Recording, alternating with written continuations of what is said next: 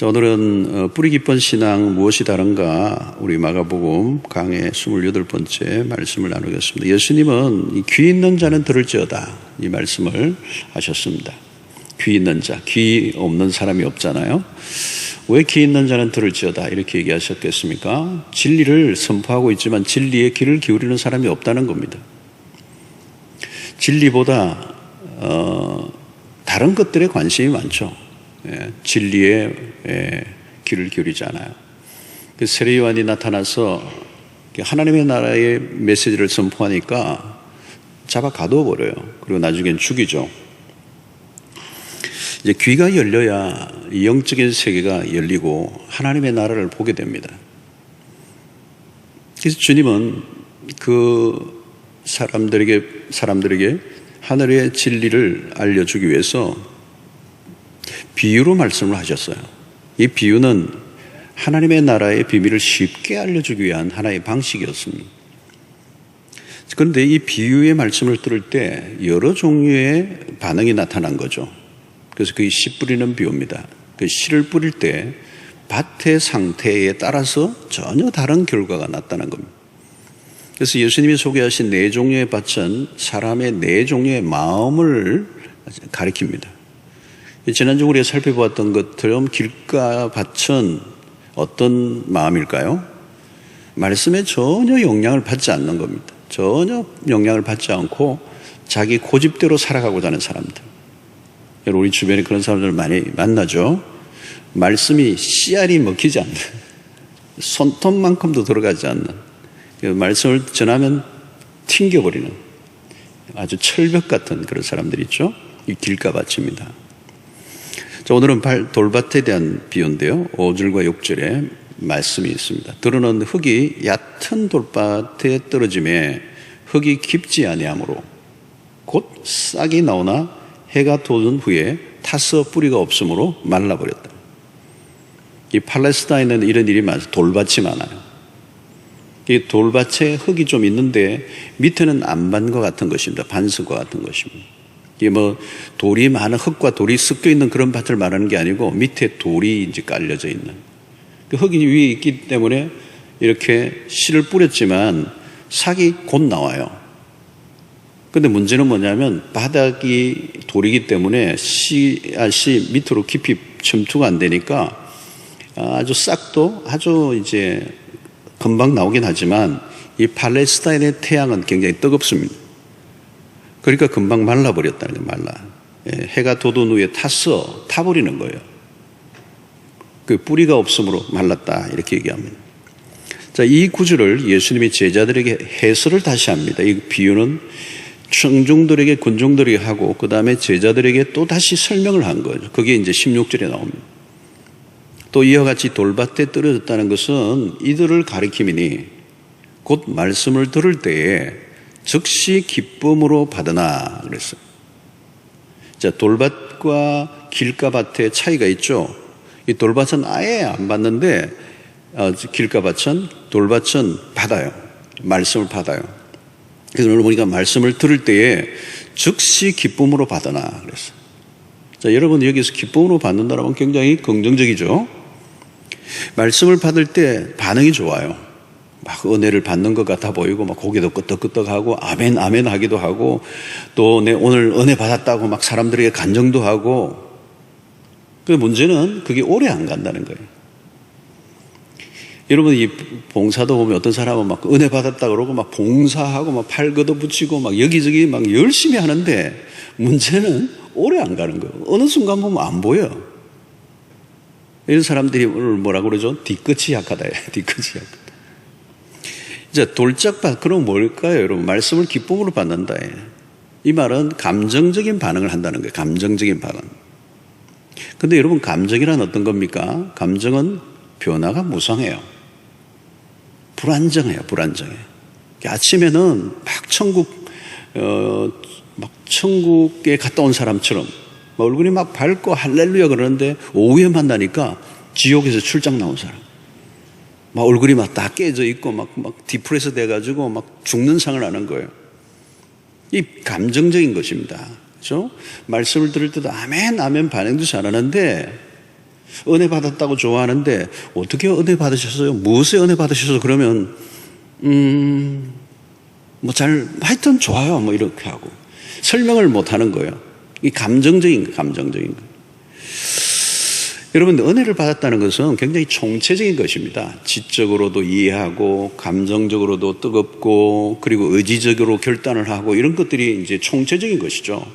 그래서 감동이 하나의 깨달음으로 끝나지 않고 그 깨달음의 삶으로 이어지는 이제 이런 단계까지 가야 되는데, 그냥 기뻤다, 좋았다, 은혜 받았다, 그냥 눈물도 났다 그러는데, 그게 오래 가지 않는 겁니다.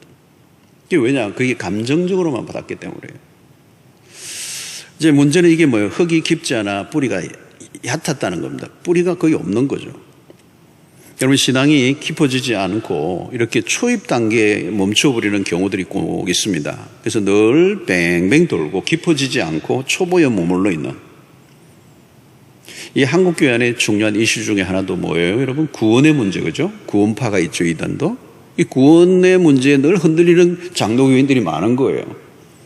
당신 구원 받았습니까? 언제 받았습니까? 이러면 막 헷갈리고. 그러니까 늘 구원의 확신이 있는가 없는가, 내가 천국 갈 건가 말 건가, 이 문제 가지고 10년, 20년을 막 그냥 헤매는 사람들이 있는 거예요. 진도가 나가야 되는데 진도가 잘 안 나가요. 구원을 받았으면 그 구원, 그 이후의 삶이 따라줘야 되는데, 출생을 했으면 성장의 얘기가 있어야 되는데 출생만 한 거예요. 출생 문제를 가지고 계속 고민하는 거예요. 이 깊어지지 않으면 어때요? 자라지 않고, 자라지 않으면 결국은 유치한 신앙생활을 해야 되는 거예요. 여러분, 교회 안에서 흔히 일어나는 분쟁들을 봐도요, 이 유치한 전쟁들이 많아요. 왜 나를 무시하느냐, 왜 내 이름 뺐냐, 이런 것들 많죠. 왜 교회 안 나와서 이렇게 물으면 신방 가보면 의외로 섭섭하다는 분들이 많아요. 섭섭해. 근데 그 섭섭하다고 얘기하는 분이 교회 한 1, 2년 다닌 분이라면 이해가 돼요. 근데 문제는 수십 년 신앙생활을 했는데도 이 문제에서 벗어나지 못하는 거예요. 내가 얼마나 열심히 했는데, 내가 얼마나 헌금 많이 하고 최선을 다했는데 왜 나 무시하느냐는 거, 나 안 알아주느냐, 왜 신방 안 오느냐는 거. 여러분, 그러면 신앙의 행위 자체가 그 했던 것들이 누구를 위해서 했느냐는 거예요. 하나님 앞에서 한 게 아니고 사람에게 보이려고 한 거예요. 물론 적절한 격려, 칭찬의 문화가 필요하죠. 그러나 칭찬에 의존을 하면요, 신앙은 언젠가는 시험에 들게 돼 있어요. 사람을 의식하고 사람의 인정과 칭찬을 기대하면 언젠가는 시험에 들게 돼 있어요. 여러분, 우리가 하는 모든 것들이 하나님 앞에서 하는 거죠. 사람을 의식하고 사람을 위해서 한 게 아니잖아요.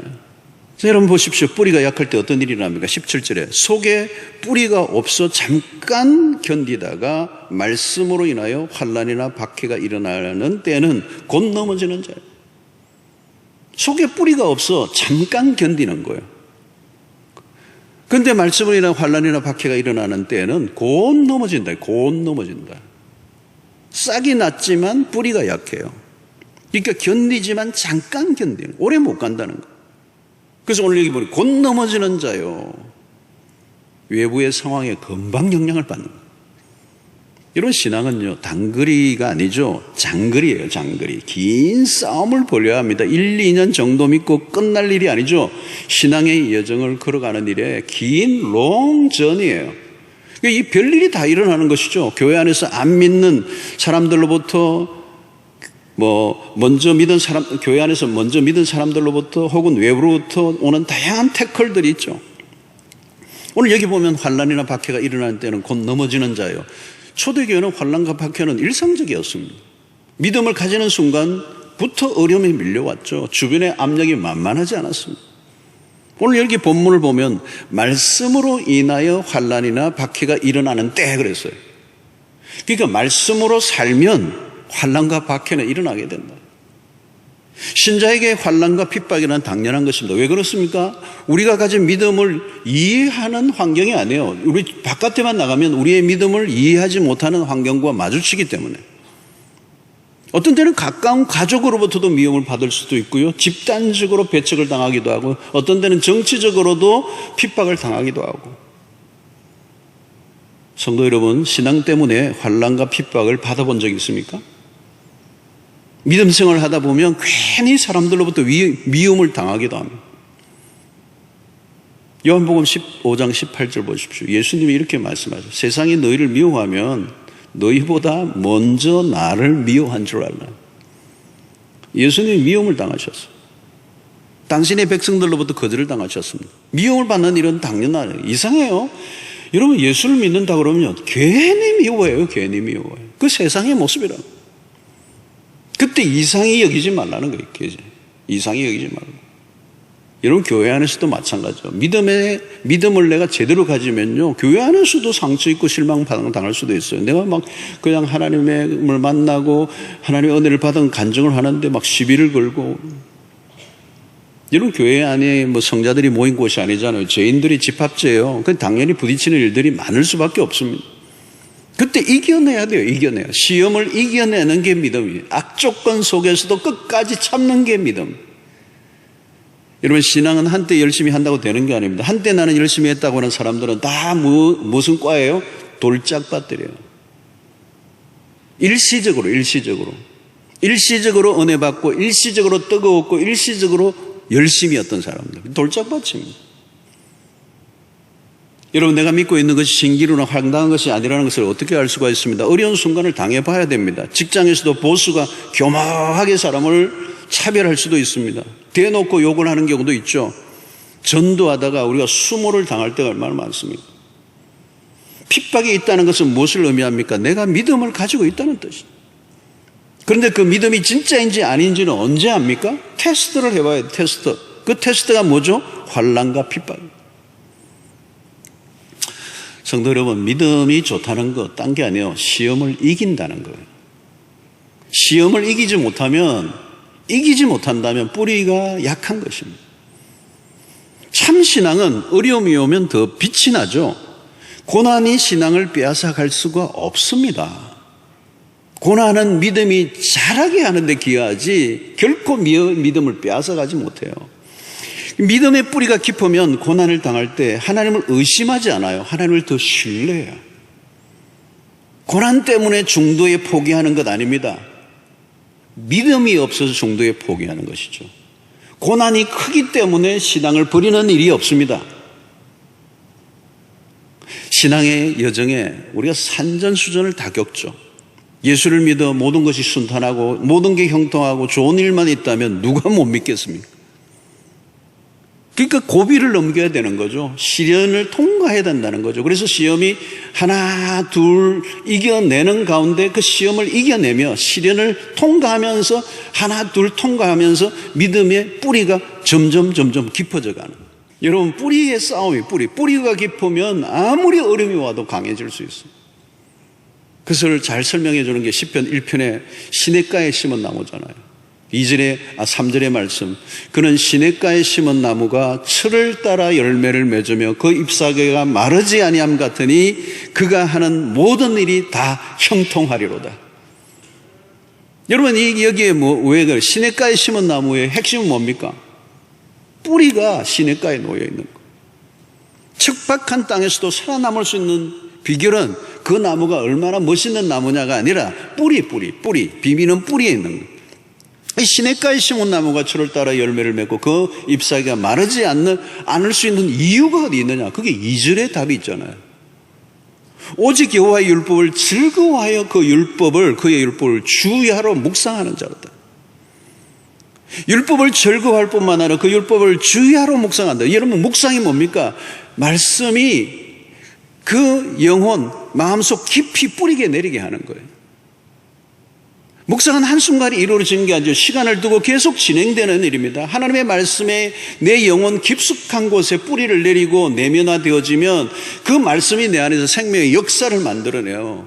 그죠? 어떤 외부적 환경에도 흔들리지 않는. 이게 묵상, 주야로 묵상하는 자로다.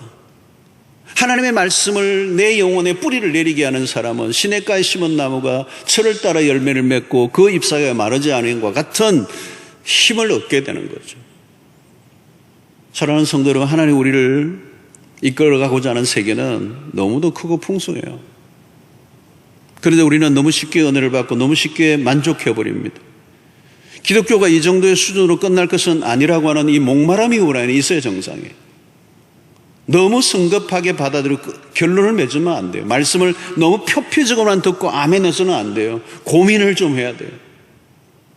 더 깊은 곳으로 가야 하는데, 더 깊은 곳으로 가야 하는데 길을 닫아버리고 그냥 그 자리에서 멈춰버리는, 그래서 늘 그저 그렇고 그런 신앙생활에 영적인 타성에 젖어서 조금 더 앞으로 나가지 못하고 뱅글뱅글 돌고 있는 우리의 신앙은 아닌지를 점검해 봐야 돼요. 사랑하는 성도 여러분, 성경이 얼마나 심오합니까? 말씀의 세계가 끝이 없죠. 복음이 얼마나 광대합니까? 그 빛깔로 얘기한다면 몇 가지인지 천년의 색깔로도 표현할 수 없는 다양한 그런 스펙트럼으로 우리에게 다가오고 있죠. 그래서 1년, 2년, 3년 이런 우리 무슨 프로그램에 참여한다고 알 수 있는 수준이 아니에요. 복음을 제대로 이해하고 깨닫기만 해도 우리는 거기에 압도를 당하고 우리의 삶의 모든 문제를 해결받고도 남아요.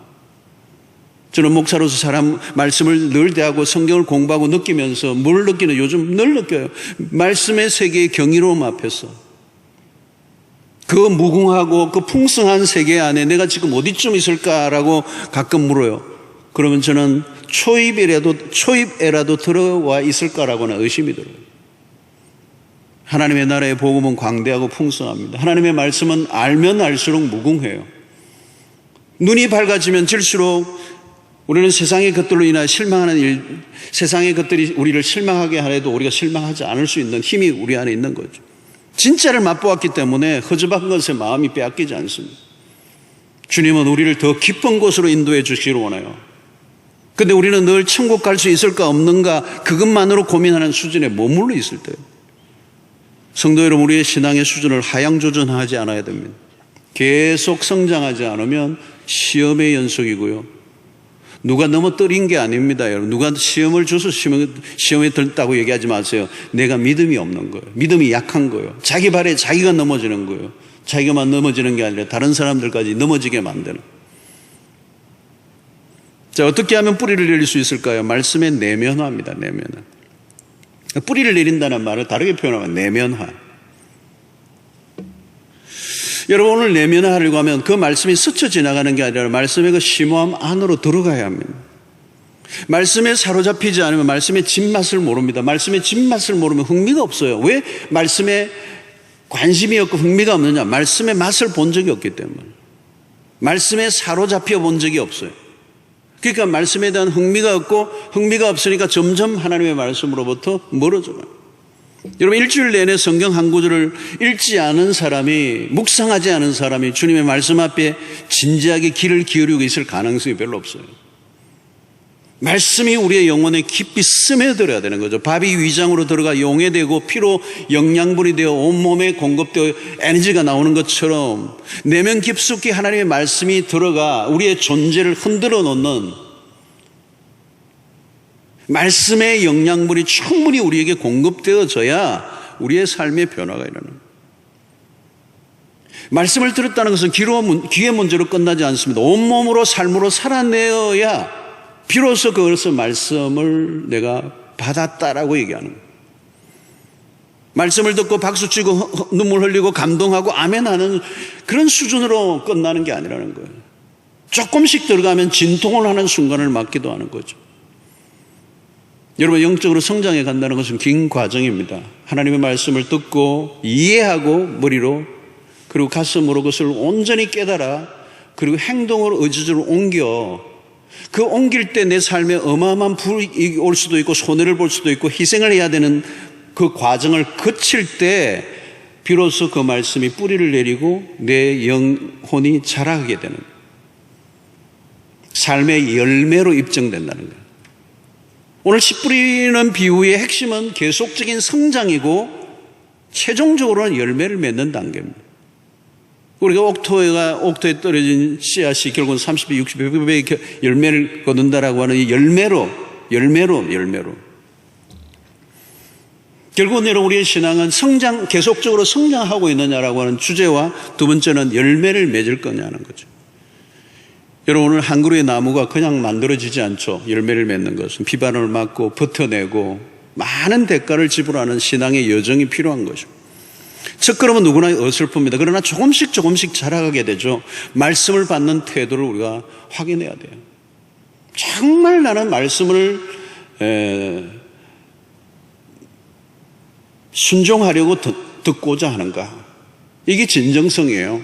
건성건성으로 들으면 안 된다는 거죠. 여러분, 신앙이 깊어져가는 사람들의 특징은 말씀에 대한 남다른 태도를 갖고 있습니다. 성도 여러분, 세월이 흐른다는 건 책임입니다. 신앙생활을 해왔지만 마음에 상처라만 얼룩져 있고 원망의 마음만 남아있다면 출발했을 때 문제가 있었다고 볼 수가 있습니다. 남편이 신앙생활을 지극히 반대하고 핍박하는 과정에서 믿음을 지켜온 우리 여자 성도분들이 많아요. 비교적 남자들보다 여성분이 먼저 와서 신앙생활을 하는데 남편이 막 반대를 해서 핍박을 하는데 성경책을 찢어버리고 성경책이 수도 없이 그냥 또 어디 숨겨두고 때로는 매를 대기도 하고 주먹질을 하기도 하고 그런 환경 속에서 믿음을 지켜온 분들이 있어요. 그들의 신앙은 남달라요. 시련을 통해서 아픔도 많았지만 결국 믿음이 깊어져요. 시련 가운데서 여러분 말씀을 대충 받을 수가 없죠.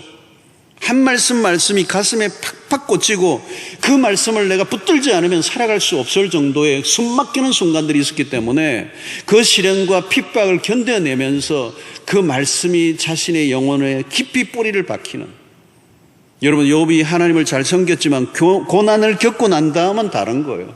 이전에도 욥은 믿음이 좋았던 사람이지만 그 고난의 풀무불을 지나고 난 다음에 정금같이 빚어내시는, 혹독한 시련으로 하나님에 대한 하나님과의 갈등, 그 모든 어떤 의심을 다 통과해낸 이후에 만들어진 그 신앙을 과연 누가 흔들 수가 있겠습니까? 뿌리 깊이 박힌 그의 믿음이 고난을 통하여 입증되었습니다. 지금 어려우십니까? 신앙 때문에, 신앙생활 하는 것 때문에 더 어려워지셨습니까? 예수 믿는 것 때문에 이전보다 더 어려워졌습니까? 믿음을 확인할 좋은 기회입니다. 신앙을 가지고 산다는 것이 결코 쉽지 않은 시대를 우리가 살고 있어요. 그러나 여러분 두려워하지 마십시오. 흔들어 보아야 뿌리가 있나 없나를 확인할 수가 있어요. 온갖 어려움들을 이겨내면서 신앙은 깊어져 가게 되고, 그 뿌리 깊은 신앙인이 될 때 그 뿌리 깊은 그 신앙의 그 뿌리에서 점점 나무가 자라 꽃을 피우고 마침내 열매를 맺는 역사가 일어나게 될 줄로 믿습니다. 여러분 주변에서 어렵게 하는 사람이 있습니까? 내 신앙을 확인하십시오. 믿는 사람들끼리 서로 모여 칭찬해주고 박수를 쳐주는 곳이라면 내 신앙을 확인할 길이 없어요. 여러분 흔들 때, 많은 시련과 어려움이 올 때 더 깊어져 가고 있는가, 아니면 흔들리고 있는가, 어떤 때는 뿌리째 뽑히고 있는가. 여러분 우리가 할 일은 딴 게 아니에요. 하나님의 말씀입니다. 하나님의 말씀을 말씀으로 받고 살면 하나님의 말씀의 생명력이 우리를 더 강하게 하셔서 모든 시련과 어려움을 충분히 이기게 하고도 남을 줄로 믿습니다.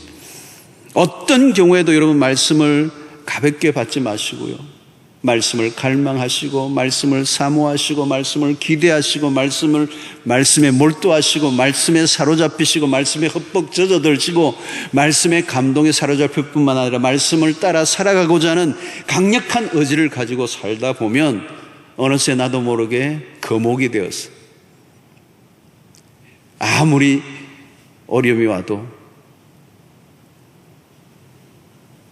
흔들리지 않는 시냇가에 심은 나무와 같은, 그래서 시절을 쫓아 열매를 맺는 멋진 신앙인으로, 멋진 신앙의 거목으로 여러분들 모두가 자라가는 은혜가 있게 되기를 주의 이름으로 축원합니다.